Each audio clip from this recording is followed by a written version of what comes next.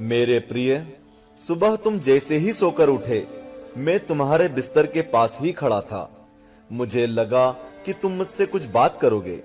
तुम कल या पिछले हफ्ते हुई किसी बात या घटना के लिए मुझे धन्यवाद कहोगे, लेकिन तुम फटाफट चाय पीकर तैयार होने चले गए और मेरी तरफ देखा भी नहीं।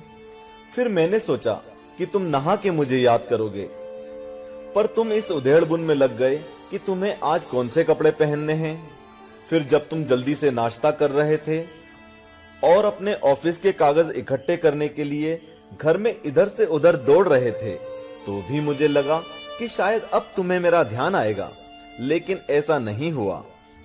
फिर जब तुमने ऑफिस जाने के लिए ट्रेन पकड़ी, तो मैं समझा कि इस खाली समय का उपयोग तुम मुझसे बातचीत करने में करोगे, पर तुमने थोड़ी देर पेपर पढ़ा और फिर खेलने लग गए अपने मोबाइल में, और मैं खड़ा का खड़ा ही रह गया।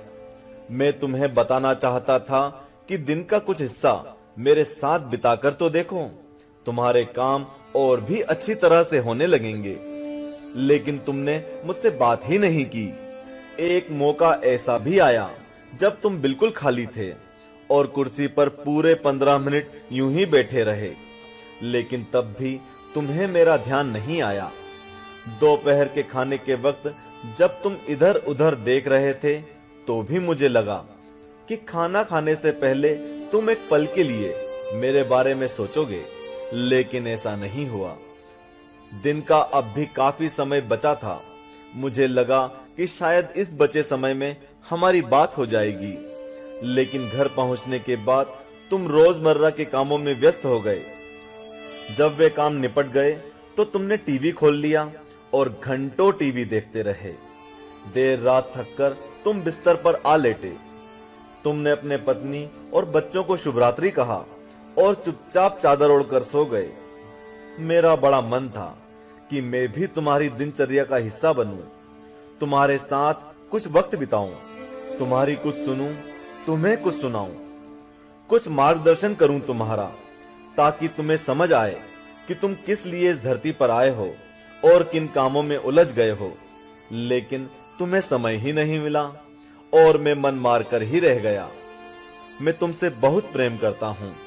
हर रोज मैं इस बात का इंतजार करता हूं कि तुम मेरा ध्यान करोगे और अपनी छोटी छोटी खुशियों के लिए मेरा धन्यवाद करोगे। पर तुम तब ही आते हो जब तुम्हें कुछ चाहिए होता है। तुम जल्दी में आते हो और अपनी मांगे मेरे आगे रखकर चले जाते हो।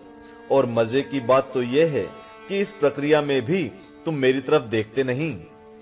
तुम्हारा ध्यान उस समय भी लोगों की तरफ ही लगा रहता है और मैं इंतजार करता ही रह जाता हूं। खैर, कोई बात नहीं, हो सकता है कल तुम्हें मेरी याद आ जाए, ऐसा मुझे विश्वास है और मुझे तुम में आस्था है। आखिरकार मेरा दूसरा नाम आस्था और विश्वास ही तो है। तुम्हारा पिता परमेश्वर। चूंकि हमने इस वीडियो का टारगेट 1 लाख लाइक्स रखा है, तो बिना देरी किए लाइक का बटन दबा दें और कमेंट बॉक्स में हरिओम लिखें। जय श्री कृष्णा।